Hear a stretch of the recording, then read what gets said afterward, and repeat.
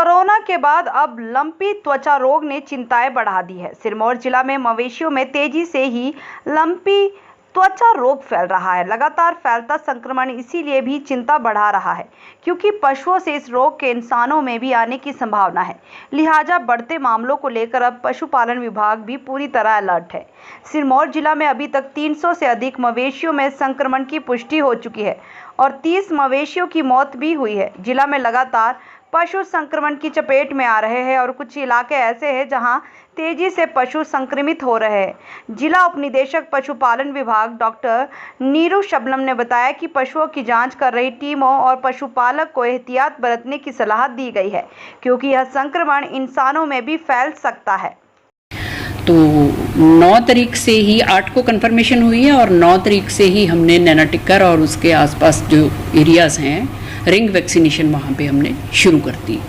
और इसका जो प्रोटोकॉल है वैक्सीनेशन के साथ साथ जो ट्रीटमेंट की टीम है वो हमने सेपरेट की है क्योंकि ये वेक्टर बॉर्न डिजीज़ है और जीनोटिक इम्पॉर्टेंस भी है क्योंकि ये बीमारी पशुओं से ह्यूमन बींग्स में आ जाती है।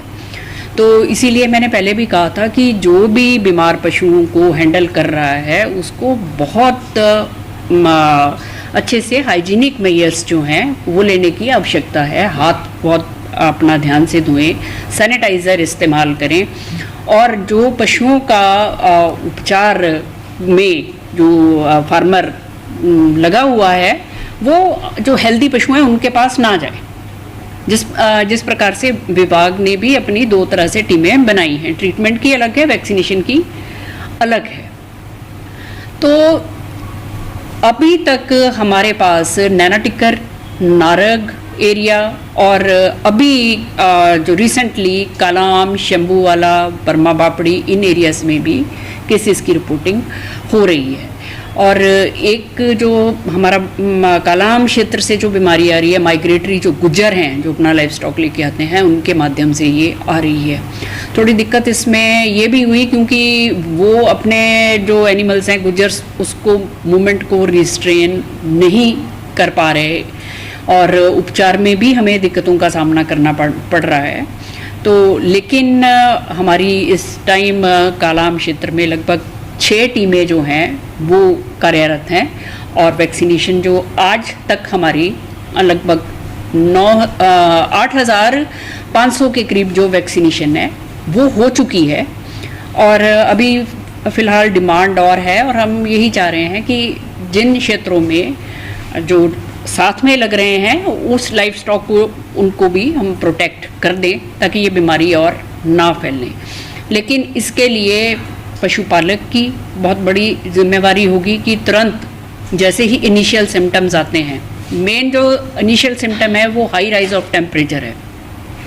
104 से 105 डिग्री तक पशु को बुखार हो जाता है और ये लगातार 2-3 दिन तक ये स्थिति जो है वो बनी रहती है और अल्टीमेटली फिर शरीर के ऊपर जो नोड्यूल्स हैं वो बढ़ना शुरू होते हैं और वो फटना शुरू होते हैं।